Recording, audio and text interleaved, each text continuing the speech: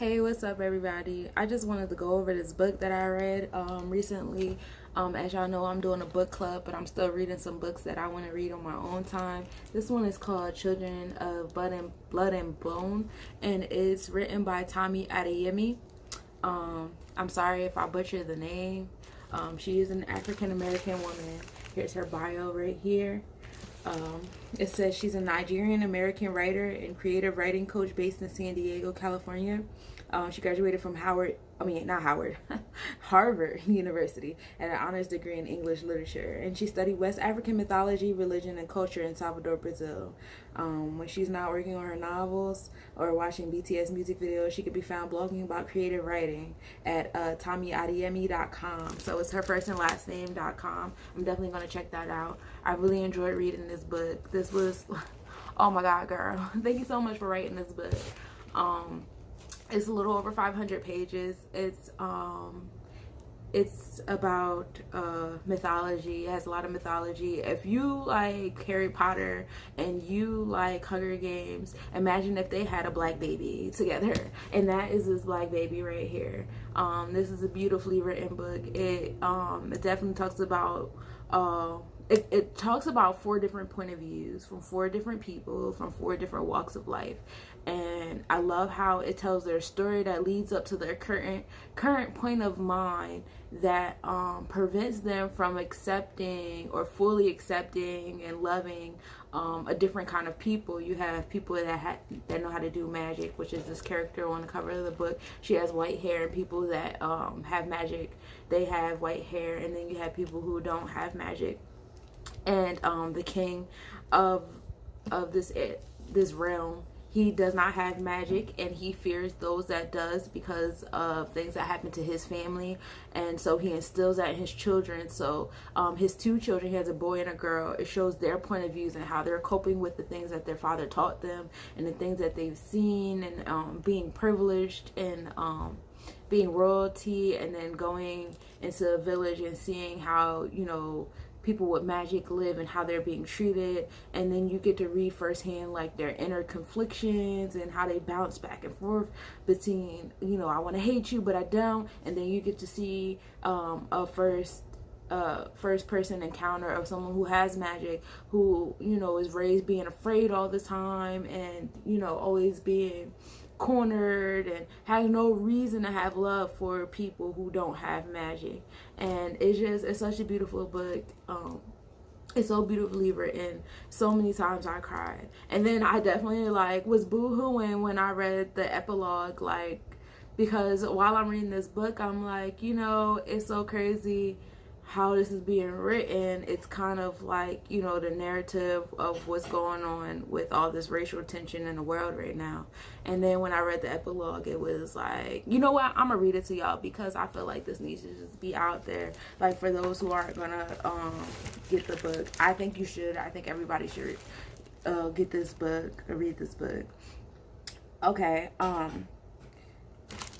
It wasn't the epilogue, I'm sorry, I lied. It was the author's note. I shed many tears before I write this book, many tears as I revised it, and even as it sits in your hands now, I know that I will shed tears again.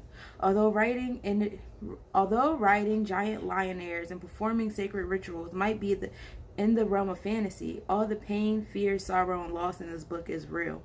Children of Blood and Bone was written during a time where I was turning on the news and seeing stories of unarmed black men, women, and children being shot by the police. I felt afraid and angry and helpless, but this book was the one thing that made me feel like I could do something about it. I told myself that if just one person could read it and have their hearts or minds changed, then I would have done something meaningful against a problem that often feels so much bigger than myself.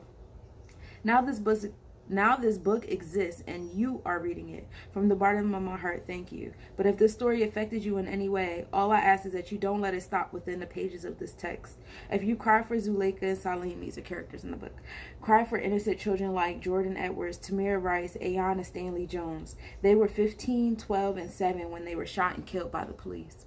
If your heart broke for Zelly's grief over her mother, then let it break for all the survivors of police brutality who've had to witness their loved ones taken firsthand. Survivors like Diamond Reynolds and her 4-year-old daughter, who were in the car when Philando Castile was pulled over, shot, and killed. Geronimo Yanez, the officer who killed him, was acquitted of all charges. These are just a few tragic names in the long list of black lives taken too soon. Mothers ripped from daughters, fathers ripped from sons, and parents who will live the rest of their lives with a grief no parent should have to know. This is just one of the many problems plaguing our world, and there are so many days where these problems feel bigger than us. But let this book be proof to you that we can always do something to fight back.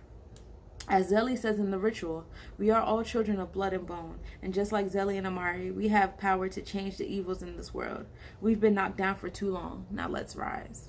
The first time I read that, like, tears streaming down my face, because it just, this is a beautiful book. And then when you do make the correlations, it's like, wow, you can cry for these characters in the book. You should cry for the people that are really going through this and are really living in fear every day. I'm a mother of 2 black sons, so I know what the fear is like and the things that we have to teach our kids before we let them play outside without us watching. And it's still a fear. Like, you know, right now I'm like in between worlds where, like, you know, I feel like my child needs to have a cell phone, and it's not for the normal stuff that every other parent says, oh yeah, no, my child needs to have a cell phone because I need to know where he at all times, because it's too much stuff that can happen to him. It's too much stuff that can happen to him. And it's like, he's not safe. He's not even safe in the hands of people whose job description is to protect and serve. Like, I would be more nervous if he was with them than if he was with strangers. And that, it shouldn't be that way. And that's how we're living. And that's how the characters in this book lived. And it's just so crazy to read about it. And I really hope more people pick this book up. And I hope more people read it. So, Children of Blood and Bone by Tomi Adeyemi. If you guys are following me on Instagram or Facebook, _Nobodies_collection, or on Facebook at Sunshine Monet, that's MONIE, you can see that I'm also conducting a book club right now. We're reading Metu Netter. We just read the first 3 chapters. This Sunday at 5 p.m. we'll be reading the next 3 chapters, chapter 3, 4, 5. And I'll be doing my own side videos, and I'll be reading this, Girl Stop Apologizing by Rachel Hollis, and I'll be doing random videos and review with that. All right, so have a great one.